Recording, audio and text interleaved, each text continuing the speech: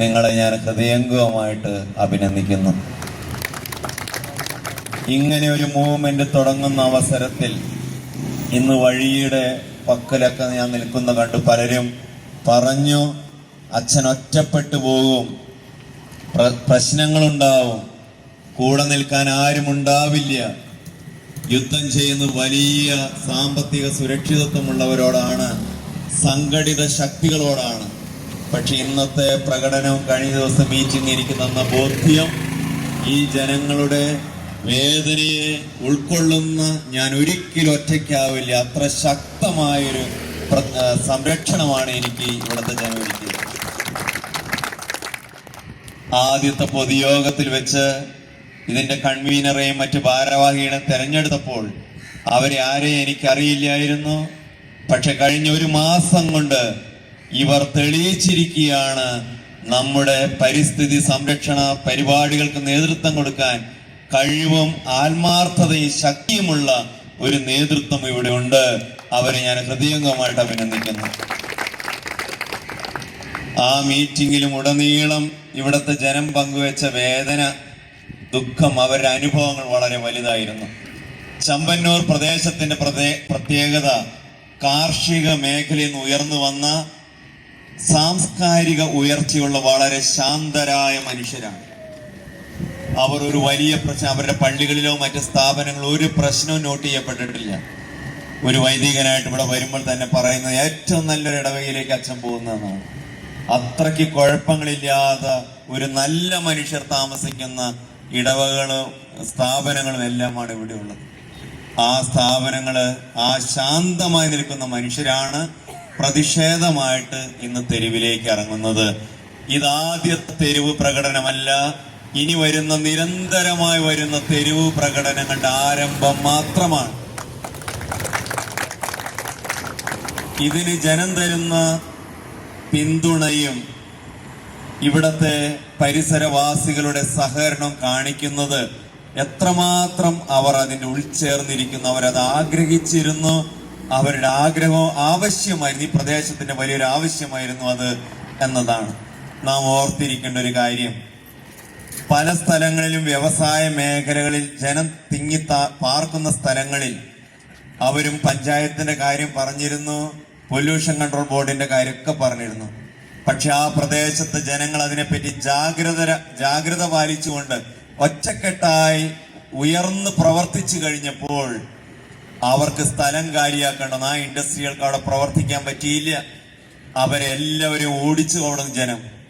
അങ്ങനെ ഓടിക്കപ്പെട്ട പലരും സുരക്ഷിത താവളം അന്വേഷിച്ച് നടന്നു കഴിഞ്ഞപ്പോൾ അവർ കണ്ടെത്തിയ സ്ഥലമാണ് മാന്യരായ, ശാന്തരായി കഴിയുന്ന, ശാന്തശീലരായ ഒരു വിഭാഗത്തെ ചതിച്ച് അവരെ വകവയ്ക്കാതെ അവരെ നശിപ്പിച്ചിട്ടായാലും ഞങ്ങൾക്ക് സുരക്ഷിതമായിട്ട് ഇവിടെ താവളം ഉറപ്പിക്കാൻ പറ്റും.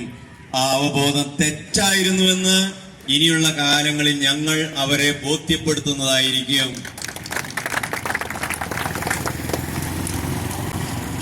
നാം അറിഞ്ഞിരിക്കേണ്ടത്, ഈ മൂവ്മെന്റ് ഒരിക്കലും വ്യവസായ സ്ഥാപനങ്ങൾക്കെതിരല്ല. നമ്മുടെ നാട്ടിൽ വ്യവസായം വരണം, ഇവിടെയുള്ള മനുഷ്യർക്ക് ജോലി കിട്ടണം. ഈ സ്ഥലമൊക്കെ വിട്ടുകൊടുത്തപ്പോൾ ഈ പ്രദേശത്തെ മനുഷ്യർ കരുതിയത് നിങ്ങൾക്കും നിങ്ങളുടെ മക്കൾക്കും ജോലി കിട്ടുമെന്നാണ്. എന്നാൽ വളരെ കുറച്ച് പേർക്ക് ജോലി കിട്ടുള്ളൂ. അത് പോകട്ടെ, ആരെങ്കിലും ആവട്ടെ, അവനും കുടുംബങ്ങളുണ്ടല്ലോ.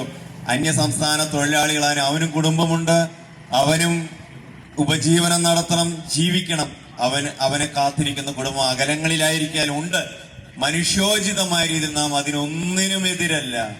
പക്ഷേ ഈ ജനം പറയുന്ന ഒറ്റ കാര്യമേ ഉള്ളൂ, ഗവൺമെന്റിന്റെ നിർദ്ദേശങ്ങൾ അനുസരിച്ച്, പൊല്യൂഷൻ കൺട്രോൾ ബോർഡിന്റെ നിർദ്ദേശങ്ങൾക്കനുസരിച്ച് കൈക്കൂലിയിൽ മുക്കാതെ, പണത്തിന്റെ കാപട്യം കാണിക്കാതെ നിങ്ങൾ നിയമങ്ങൾ പാലിക്കുകയും ഈ പ്രദേശത്തെ ജനങ്ങളുടെ സ്വത്തിന് അല്ലെങ്കിൽ ജീവന് സംരക്ഷണം കൊടുത്തുകൊണ്ട് വേണം ഇവിടെയുള്ള വ്യവസായ സ്ഥാപനങ്ങൾ പ്രവർത്തിക്കാൻ.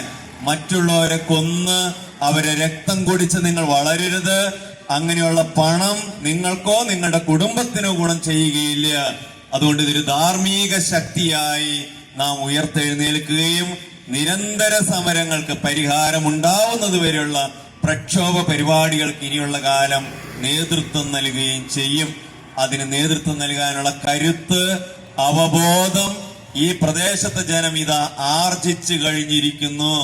അതിന്റെ തെളിവാണ് ഈ ദിവസങ്ങളിലെല്ലാം സംഘടിതമായിട്ട് ഇവിടെ നടന്ന എല്ലാ പ്രവർത്തനങ്ങളും കാണിക്കുന്നു. വലിയ പ്രതീക്ഷയാണത്.